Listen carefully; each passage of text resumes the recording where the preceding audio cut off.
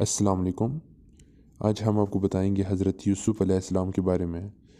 एक दिन हज़रत यूसुफ़ अलैहिस्सलाम ने सुबह उठते ही अपने वालिद से कहा, अब्बा जान, मैंने ख्वाब में 11 सितारे, एक चाँद और सूरज को देखा है जो मुझे सजदा कर रहे हैं।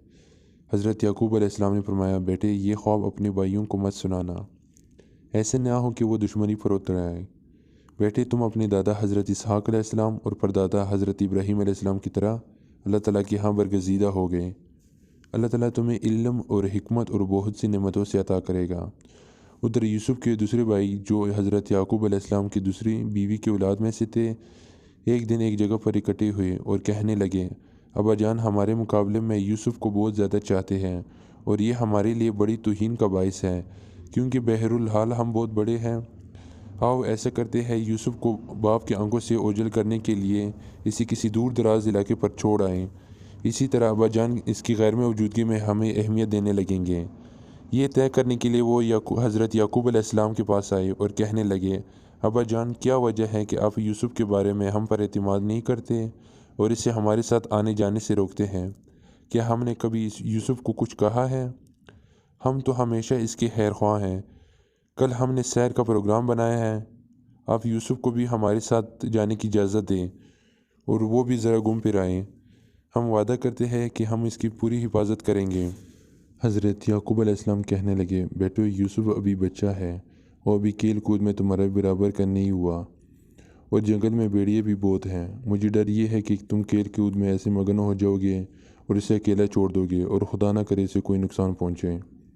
बेटे हंसते हंसते हुए बोले कि अब्बा जान आपने हमें इतना नापुख्ता समझ रखा है। अगर हमारे होते हुए यूसुफ को भेड़िया उठा ले जाएगा तो हम किस काम के? ऐसा कभी नहीं हो सकता। उन्होंने हज़रत याकूब अलैहिस्सलाम को मनाया और हज़रत यूसुफ अलैहिस्सलाम को ले जाने में कामयाब हो गए और हज़रत यूसुफ अलैहिस्सलाम को ले जाकर एक कुएं में डाल दिया ताकि वहाँ से कोई मुसाफिर उठाकर उन्हें ले जाए। और हज़रत याकूब अलैहिस्सलाम को जाकर उन्होंने बताया कि हज़रत यूसुफ अलैहिस्सलाम को भेड़िया कहा गया है और उन्हें उनकी कमीज़ दिखा दी। और उधर इसके बाद फिर काफ़िले वाले उसे उठाकर ले गए और मिस्र में जाकर उन्हें अज़ीज़ मिस्र को भेज दिया और अज़ीज़ मिस्र ने अपनी बीवी के हवाले कर दिया जिनका नाम ज़ुलेहा था और उनसे कहा कि इनकी अच्छी तरीके से परवरिश करो। और ज़ुलेहा ने उन्हें शैतानी निजात में मायल करने की कोशिश की। जब हज़रत यूसुफ अलैहिस्सलाम ना माने तो उन्हें एक ज़िंदान में डाल दिया। ज़िंदान में रहने के बाद उन्हें ज़िंदान में दो बंदे मिले जो बादशाह के ख़ास थे और उन्हें बादशाह को खाने में जहर खिलाया था। एक दिन उन्होंने ख्वाब देखा और जाकर हज़रत यूसुफ अलैहिस्सलाम से बयान किया। हज़रत यूसुफ अलैहिस्सलाम ने उन्हें ख्वाब की ताबीर बताई जो कुछ अरसे बाद पूरी होगी। एक को फांसी होगी और दूसरे को बादशाह ने अपनी ड्यूटी पर दोबारा लगा दिया। एक दिन बादशाह ने ख्वाब देखा और जाकर अपने ख्वारियों से बयान किया। ख्वारियों ने उन्हें कहा कि इस ख्वाब की कोई ताबीर नहीं। जब उस बंदे ने सुना जिसे जेल से आज़ाद किया था, जिसे ज़िंदान से आज़ाद किया था, उस बंदे ने जाकर बादशाह से कहा, क्या मेरे मालिक, ऐसे एक बंदा है जो ख्वाब की भी ताबीर बता सकता है, जिनने हमारे ख्वाब की भी ताबीर बताई थी, लेकिन वो सिर्फ़ अल्लाह पर ईमान रखता है, वो इसी पर यकीन रखता है। तो बादशाह ने हुक्म दिया कि उसे बुला लिया जाए। बादशाह ने ख्वाब की ताबीर पूछी तो हज़रत यूसुफ अलैहिस्सलाम ने उन्हें ख्वाब की ताबीर बताई जो कुछ अरसे बाद पूरी होगी। उस टाइम अज़ीज़ मिस्र मर चुका था, तो बादशाह ने हज़रत यूसुफ अलैहिस्सलाम को अज़ीज़ मिस्र बनाया और हज़रत यूसुफ अलैहिस्सलाम ने बहुत ज़्यादा गंदम उगाई। और उस टाइम हज़रत याकूब अलैहिस्सलाम के गाँव में कहत पड़ चुका था।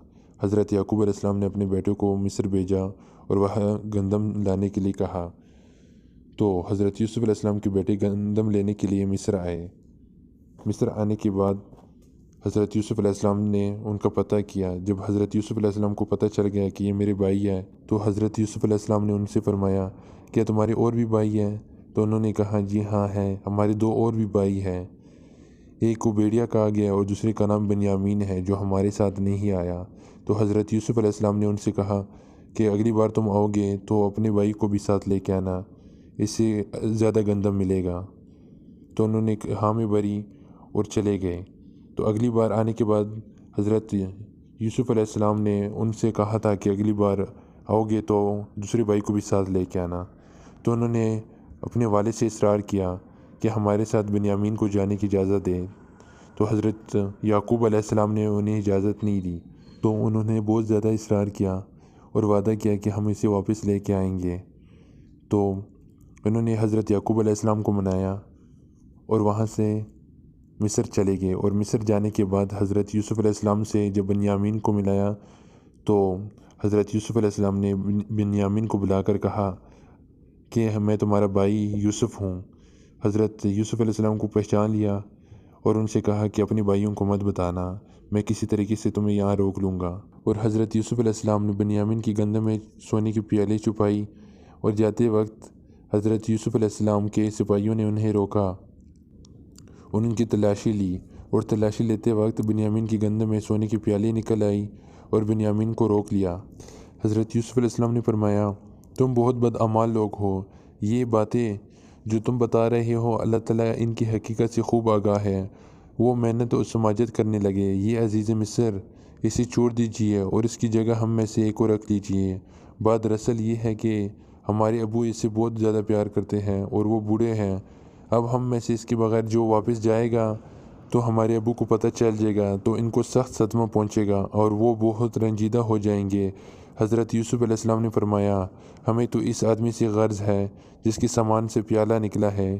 جب بھائیوں کو یقین ہو گیا کہ شاید مصر بنیامین کو چھوڑنے کا ارادہ نہیں رکھتے تو وہ رنجیدہ ہو گئے اور وہاں سے چلے گئے، اور جا کر سارا واقعہ حضرت یعقوب علیہ السلام کو بتایا۔ اور حضرت یعقوب علیہ السلام یہ سن کر ان کی آنکھیں نابینا ہو گئی، کیونکہ حضرت یعقوب علیہ السلام بہت غمگین اور رنجیدہ ہو گئے تھے۔ حضرت یوسف علیہ السلام کی جدائی کا زخم پھر سے ہرا ہو گیا تھا اور وہ اب بکا کرنے لگے تھے اور روتے روتے وہ نابینا ہو گئے۔ تمام گھر والوں نے انہیں تسلی دی کہ اس طرح وہ غم سے نڈال ہو جائیں گے، وہ صحت خراب ہو جائے گی، مگر وہ فرمائے، میں کیا کروں، کیسے صبر کروں، میں اپنے اللہ تعالیٰ کی بارگاہ میں فریاد کرتا ہوں۔ آخر ایک دن حضرت یعقوب علیہ السلام نے بیٹوں کو بلایا اور فرمایا، جاؤ پھر مصر جاؤ، شاید بنیامین اور یوسف کا کوئی پتہ چلے۔ انہیں گندم کی بھی ضرورت تھی، چنانچہ وہ مصر روانہ ہو گئے۔